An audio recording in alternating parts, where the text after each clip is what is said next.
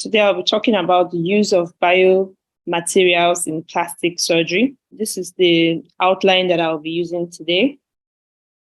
By way of introduction, a biomaterial can be defined as a non-pharmaceutical, non-viable material which is in close contact with living tissue with the aim of treatment or augmentation or replacement of any tissue, organ, or function in the body. Biomaterials have been around for over 2,000 years, and they are widely applied in various modalities of medicine, which include plastic surgery, orthopedic surgery, dentistry, maxillofacial surgery, as the case may be. In plastic surgery, its wide application has included reconstruction, augmentation of both soft tissue defects, bony deformities, and fixation of fractures, as well as cosmesis. Over 2,000 years ago, the Romans and Chinese used gold as a biomaterial in dentistry. The polymethyl methacrylate was introduced in 1937 and was also used in dentistry. Between the year 1960s to 1970s, the biomaterial field has been solidified, and over the years, even in our environment. In 1979, the Society of Biomaterials was formed. The qualities of an ideal biomaterial should be biocompatible, which means it should not elicit any toxic or detrimental host response upon its implementation or upon its usage. It should be non-carcinogenic, shouldn't possess any properties that can further lead to development of cancers and malignancies or tumors. It should be inert. It should have a reduced allergic response. So upon its implementation, the host response and should not have an allergic response. It should be cost effective. It should be affordable. It should be easy to handle in surgical operations. It should be easy to sterilize and disinfect and store, and it should be readily available. Classification of biomaterials can be based on different classification. We have based on reaction to the body. We have the bio-inert biomaterials, which cause no host reaction when they are applied. However, they can have a fibrous capsulation upon its application. Then we have the bioresorbable biomaterials, which are broken down in the body and integrated into the body system by way of hydrolysis or enzymes breaking down these materials. Then we have the bioactive biomaterials, which cause a reaction with contact with the hosts, which leads to attachment of the biomaterial to cellular components in the body. It can also be classified based on its uses broadly or largely into prosthetic materials and injection materials. Based on the tissue involved, we also have, for the skin, we have the autografts, where we have our split thickness and full thickness skin graft, as well as our cultured epidermal autografts, which are used for skin substitutes. Then we have our allografts, which can be which is gotten from tissue from the same species, but a different individual, which can either be cadavic or that is non-living or living. They can further be classified into acellular or cellular allografts, as the case may be. Then we have the xenografts, which can be gotten from cow, a different species. Then we have the bone autograft, allograft, and alloplasts, which can either be gotten from cancellous bone, same species, but different individuals. Then we also have the cartilage autograft and allograft, as the case may be. Based on the source of material, it will be classified into natural biomaterials, which occur naturally, or synthetic biomaterials, which can further be classified into organic polymer material or inorganic non-metallic materials. For the natural biomaterials, we have the bioprotein glue or biofibrin glue, which contains thrombin, fibrin, which are normal occurring proteins in the body, which are used for various functions to achieve homeostasis. So, for instance, we can use the fibrin glue in surgery for hemostasis, actually, for blood vessels. It can be applied as a topical hemostatic agent. Then we also have the decellularized tissue, which is they are naturally occurring. However, the cells are removed to further reduce host response or antigen response. They can be used in cosmetic surgery. Then we also have the use of collagens, which are ingested or given into, they can be used as face fillers to reduce wrinkling and to further achieve a younger look, especially in cosmetic surgeries. Then we also have the hyaluronic acid as well, which is naturally occurring glycoaminoglycans in the body, which can be harvested from both human, pigs, and cows, constructed and used as fillers to induce tissue repair for cosmetic and plastic surgery. For the synthetic materials, we have the organic polymers. A very common example is the silicone, which has been applied in various forms because of its ability to be biocompatible with reduced tissue reaction.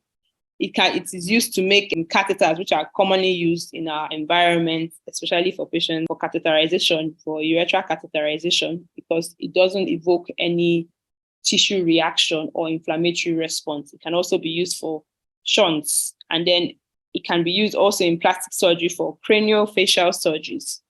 We have the silicone prosthesis, which is the most commonly used prosthesis for breast augmentation and reconstructive surgeries. We also have silicone rods, which is used for tendon reconstruction in hand injuries. Then another common organic polymer is the polyethylene. We have the polyethylene, also known as the proline, which is commonly used as suture materials for both plastic surgeries and other surgeries. We have the polytetrafluoroethylene, which is commonly used for vascular grafting for patients who need limb reconstruction. Then we also have the high-density polyethylene, which is used for ear or facial or cranial reconstruction and augmentation. It is very biocompatible.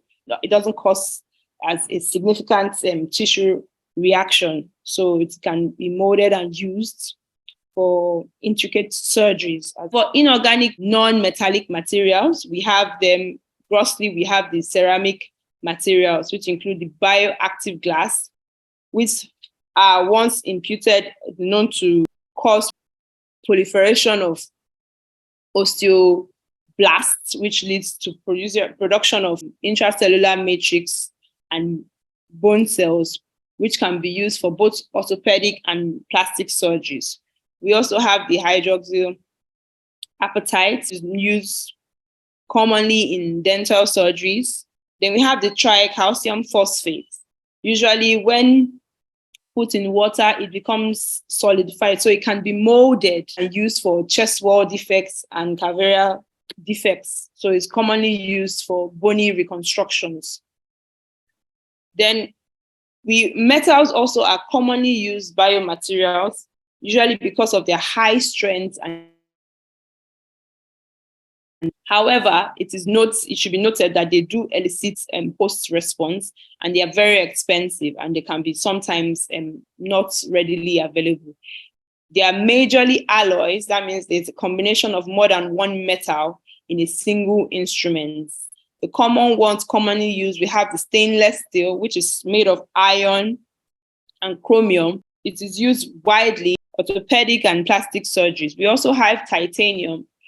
Titanium is also one of the commonly used prostheses because of its ability to bind directly to calcium in the body or the bony matrix. So it infuses in the bony matrix and durable and of high strength.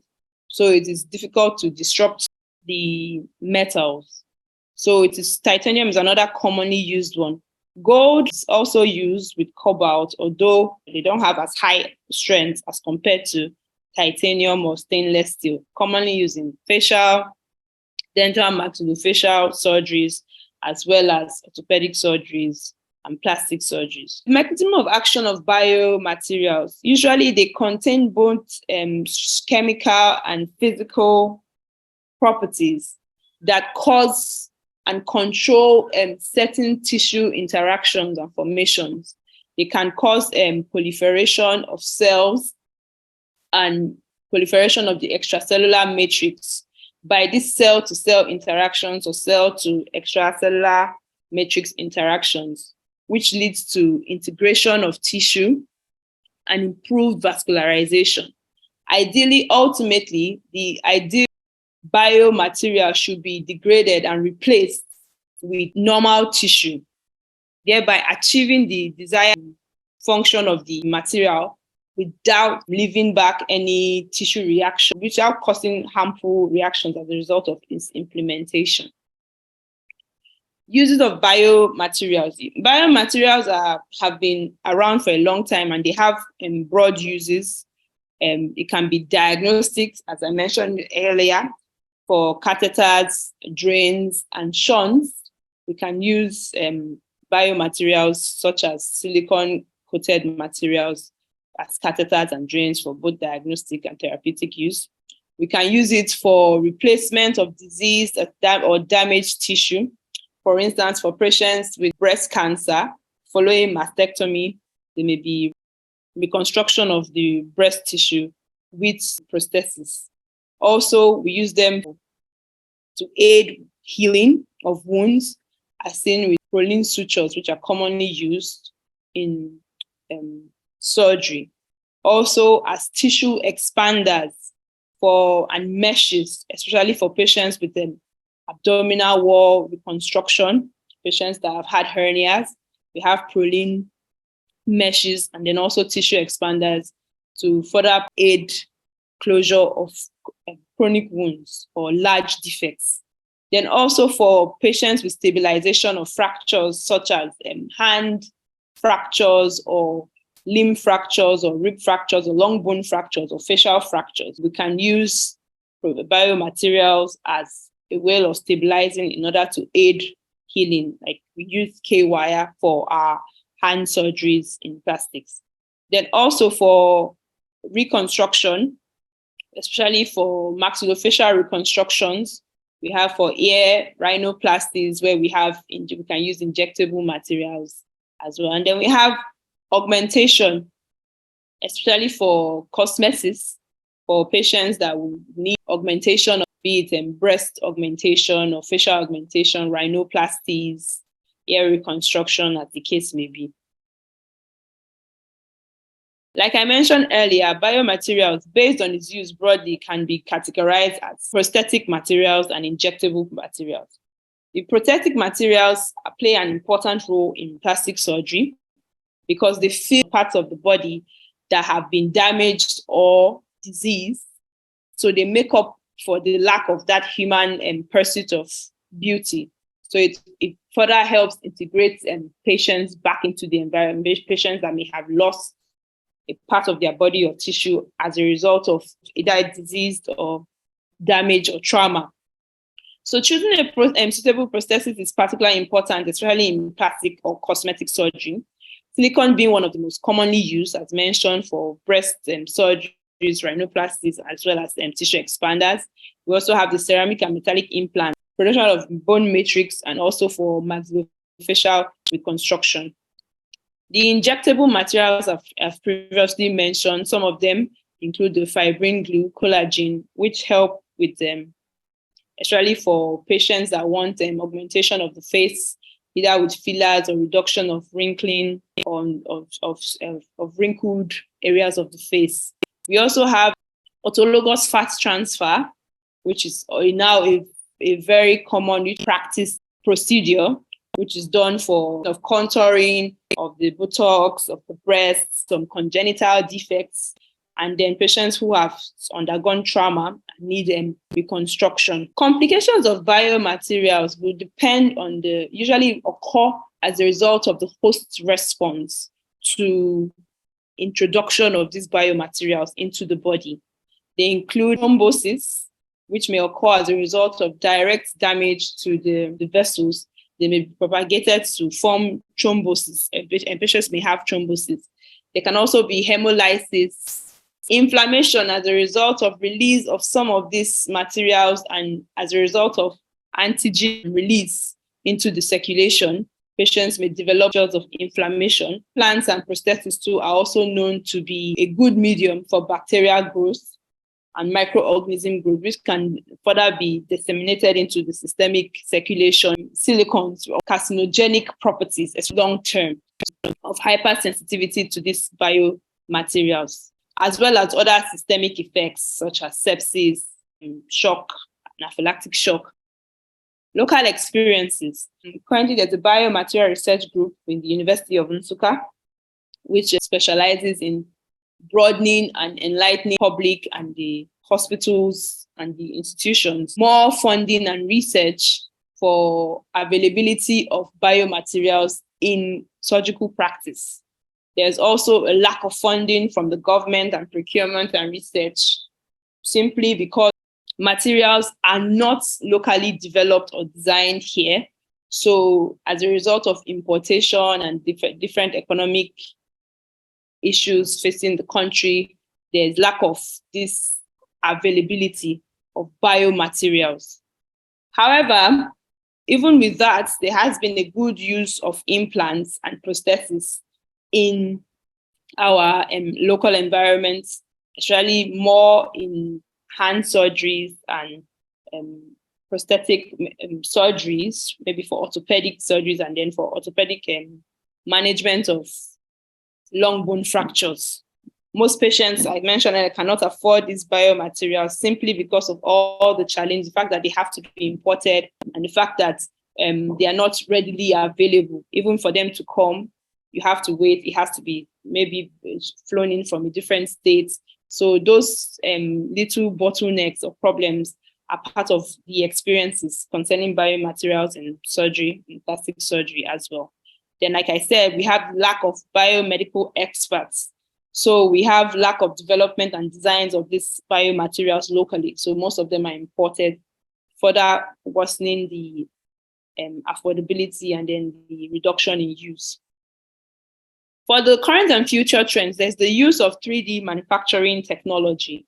What this does is that it imputes, there's a 3D printing machine which prints these biomaterials layer by layer. And then there's induction of cellular components following the print, and then this is now implanted into the bodies. We have skin 3D manufacturing machines and biofabrications, which print these biomaterials and then are used subsequently for surgery. But however, we don't really have this in the local areas. In conclusion, the introduction of use of biomaterials has forever rationalized the practice of plastic surgery. Although they have good compatibility and good reduced toxic responses, they are not without limitation. And with its wide application and growing in knowledge, there's still a lot more research that is needed, and especially in these parts of the world. These are my references. Thank you. In terms of skin, okay, if I want to cover skin, what do I use? There are epidermal constructs, there are dermal constructs, there are bilayer constructs. Epidermal constructs such as epicell, you can use there as an example. Dermal construct, alloderm or biobrain. Bilayer, we have apligraph. They are there as examples. So another way you can go about it is if you are talking about dressings. You didn't mention anything about dressings as biomaterials. Alginates are there for you. Hydrogels are there for you. You have collagen that you can also use to dress wounds to enhance healing. Silver-based materials, they are all biomaterials. So from skin, we talk about dressings, you can get applications enough. Then neurosurgery, your PMMA. What about scars? I didn't hear you talked about silicone gel, silicone patch. Yes, you talked about silicone in terms of implants, but they are all, it can also be used on scar modulation. Some people talked about omalizumab. That's OMALIZU.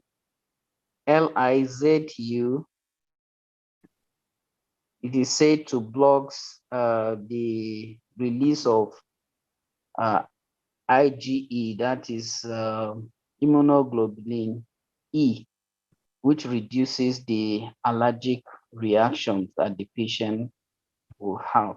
A lot of biomaterials have been developed for extensive burn injury cover. In your introduction, it's important to note that, one of the reasons why the advent of biomaterials be quite developed was because of the world wars, World War I, World War II. There were a lot of injured soldiers, that had a lot of complex defects that they sustained from those, war injuries, specifically maxillofacial injuries. So because of those maxillofacial injuries, there was a need to reconstruct a lot of faces, chins, jaws, mandibles, maxillae, ears, noses, you understand? And so that further invigorated people that were interested in research in biomaterial technology to actually, really go in depth in producing materials that would be used to reconstruct all those complex defects. So I want to ask the House officers some questions. So what is an allograft? Different kinds of allografts that are available. She talked about the ones that what? And those that were cellular, isn't it? Yes. So based on that, they could either be living or non-living tissue, and they are derived from donor of the same species, isn't it? Yes, ma'am. Only the cadaveric donors. So what's another name for an allograft? So a homograft. What's a xenograft? So it's a non-living tissue which is derived from a different species. So what are some examples of xenografts? Bovine from what? From cow. Then porcine from pigs. All right. So what is an autograft? Autograft is a transplanted tissue from the same species. Is it living or non-living tissue? It could be living or non-living. No, it's living tissue derived from the host. So what are alloplasts? They're just implants that are derived from synthetic materials, isn't it? And they have the lowest degree of incorporation into the host tissue, but they're also the least tolerant of infection. Alloplasts are widely available, although, okay, fine, depending on your environment, but ideally they're widely available, isn't it? The alloplastic materials, are usually widely available because they're synthetic materials. They can easily be manufactured. But we know that, of course, autografts are just the benchmark. They know that the standard against which all the biomaterials he's talking about are compared, because, of course, of their high tolerability and because they incorporate very well into the host tissue. So, but their main disadvantage is the requirement of that your donor site, which may be limited about the ASS cellular dermal matrices, which, apart from being used for breast reconstruction, abdominal wall reconstruction, chest wall reconstructions, even head and neck reconstructions, have been used widely in plastic surgery. Did you talk about alloderm? It's also an allogenic biomaterial, and it's also processed, it's decellularized, and it's actually human cadaveric dermis. It's used widely as a biomaterial. We have various other biomaterials too, the various names: Dermacell, Allomax, Veritas, so many of them. Depending on your environment, your availability, the ability for you to be able to procure them. Although, in most of the developed countries, they have, banks where they store all these materials. And because they have their national health insurance. Most of their patients are under their national health insurance. It's easier to have access to these biomaterials. And we know that these biomaterials have various types of sterilization methods. Ethylene oxide to sterilize them, external beam irradiation. And we talked about the acellular and the cellular biomaterials. We also have the Integra, which is a meshed bilayer wound matrix. That is, and then BioBrain also, which is being manufactured by Smith and Nephew.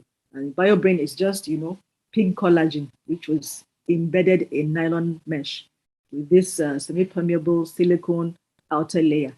So usually when you want to use BioBrain, about, let's say, 2 to 3 weeks after applying it, you remove it because it's supposed to be indicated for just temporary coverage of freshly excised superficial burn wounds. And of course, others are your dermagraft, your Apligraft, which is neonatal fibroblasts and keratinocytes, which were just cultured onto a bovine collagen matrix. So some of these we might not see, but we need to be aware of them. They are available in some climes. If we go to those climes, it shouldn't look strange to us. Things like transcytes, which are just also neonatal fibroblasts, which are seeded into BioBrain. And they usually have a silicone outer layer. Substitutes. We also have our autografts, we have our allografts. We have our autografts, which may be either cancellous or cortical bone grafts. And we also have our allografts, which are also cancellous or cortical. And usually they're either fresh frozen or, freeze-dried. Other, of course, orthopedic biomaterials are your alloplastic materials. And, they also are widely used in plastic surgery because, of course, we know that there's an overlap between plastic surgery and orthopedic surgery. And, all surgeries, all surgical disciplines, really. There are now more widely used biomaterials, that are used for, as injectables, as fillers.